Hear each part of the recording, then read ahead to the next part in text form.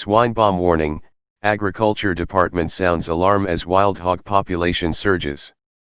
Ranch, Texas, the U.S. Department of Agriculture is warning about a swine bomb in America, amid a rapid increase in the country's wild hog population.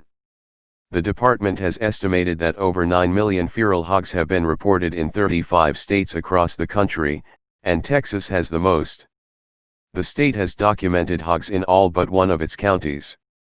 Recent research in the state has shown we have over 2.5 million hogs at the very least, Tracy Tomasic with the Texas Farm Bureau said. In the matter of a year, one female can produce 50 to 100 hogs. Zachary Yanta, a Texas rancher and owner of Yanta Beef, said he knows this threat all too well.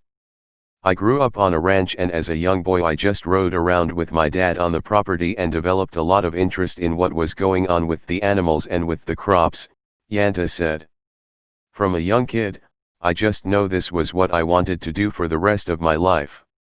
The fifth-generation rancher has raised beef, corn, cotton, and hay. The demanding operation has become even more difficult as the feral hog population has boomed in Texas. We have had many encounters with feral hogs, and a number of years ago, it was not the problem that it is today, Yanta said.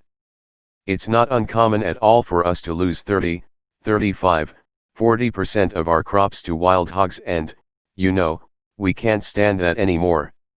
The Agriculture Department has estimated the country loses roughly $1.5 billion each year to damage caused by wild hogs. They actively forage on crops that are common across the state like corn, wheat, oats, and rice, Tomasic said. As a species, they are not very specific on what they will eat, so as an invasive species they affect young cattle, sheep, and goats. Since 2014, the Lone Star State has invested nearly $20 million in trying to control the growing population. The state has been a partner in this challenge for a long time, but it is a long and slow battle, Tomasic said. There are different trapping and hunting cooperative efforts across the state, but unfortunately, it hasn't led to any substantial slowdown in the growth of this species. The state also has been getting federal support from USDA Wildlife Services. Texas has allowed for year-round hog hunting to help slow the growth of the wild hogs, but the coronavirus pandemic has left a lot of feral hog hunters inside. Since folks are staying home, businesses that facilitate that hunting side of things have slowed down over the last 6 to 8 months.